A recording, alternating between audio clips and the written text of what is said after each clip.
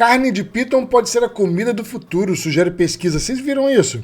Um estudo publicado na revista Scientific Reports na semana passada afirma que a carne de piton não é diferente da carne de frango e se mostra rica em proteínas. A pesquisa foi realizada pelo período de um ano na região central da Tailândia, na cidade de Ho Chi Minh, no Vietnã. Segundo Patrick Aust, coautor do trabalho e zoólogo da Universidade de Oxford, a carne de piton pode se mostrar eficiente como fonte de alimento para os seres humanos e pode estar presente em nossas refeições em breve. E as pessoas que já comeram dizem que parece assim, frango com peixe, sabe? Gosto de peixe com consistência de frango, ou algo parecido.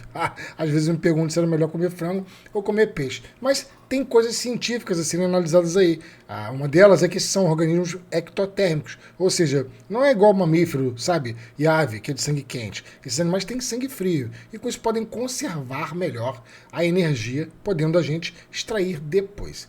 Calma, eu vou te explicar mais ou menos como funciona, até porque eu li o estudo e tenho as minhas críticas quanto a ele, mas também entendo que tem coisas interessantes. Veja, eu tenho um trabalho, né, com a minha esposa, que é sobre crescimento de sucuris. Esse trabalho foi publicado, ele fala justamente, né, como é que é a taxa de crescimento desses animais. E impressiona a taxa de crescimento desses animais com sucuris, pítons, etc., que são todas serpentes, são todos organismos ectotérmicos, e o fato deles conseguirem conservar uma grande quantidade de energia. Percebendo isso, o que acontece é, ao invés de você comer frango ou porco, que ainda, né, causa transtornos, como por exemplo o rejeito do porco, pode causar poluição, você precisa desmatar, porque o frango, né, você precisa de uma área, etc., com uma quantidade muito menor de animais, você tem um ganho nutricional muito maior, porque ele vai crescer muito mais e consumir menos. Ele consome menos gordura. Só para você ter uma ideia do que eu estou falando, mamíferos, por exemplo, consomem cerca de 99% em energia daquilo que comeu. E a gente ainda está meio gordinho, né? Mas os répteis não, eles conseguem conservar até 66% do que comeu. Nota, nos mamíferos conservamos apenas 1%. Então deu para ver que o ganho nutricional é muito grande. E não para por aí, porque os estudos demonstraram que as serpentes elas podem ficar tempos de estiagem sem comer e sem perder o peso. Ou seja, olha que recurso interessantíssimo, né? Porque você, o bicho não tem uma comida, mas ele mantém o peso, não perdeu o peso. Ao ponto que o frango ou porco automaticamente vai perder peso.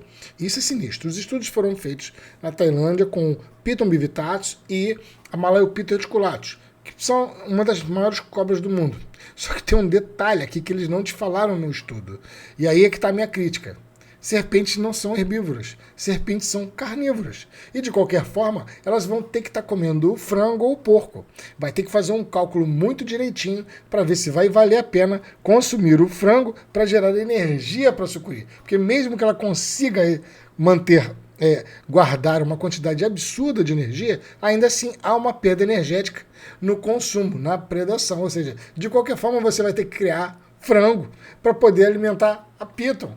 Então, de fato, se você comparar uma piton por si só e um porco, vai ver que o porco vai poluir muito mais, exigir muito mais recursos ou algo parecido. Só que você se esquece que para essa piton existir e não gerar tanto desgaste com desmatamento, com poluição, ela vai ter que comer o porco.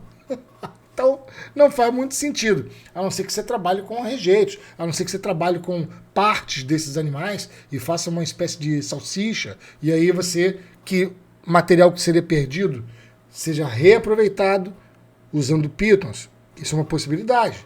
Eu quero lembrar que, sim, esses animais eles são consumidos em várias partes do mundo, tá? Isso na África, na América do Sul, na Ásia e também nos países ricos, tá? Nos Estados Unidos, por exemplo, hoje você consome carne de piton lá, que é a carne de piton lá dos Everglades, e os caras pagam caro por isso.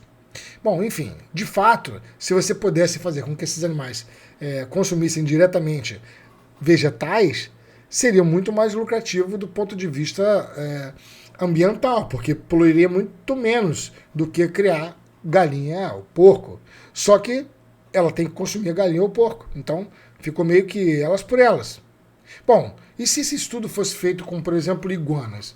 Iguanas consomem vegetais, então é uma parte a menos da cadeia alimentar, da pirâmide alimentar. Talvez fosse um recurso interessante? Bom, tem que se estudar, né? Enfim.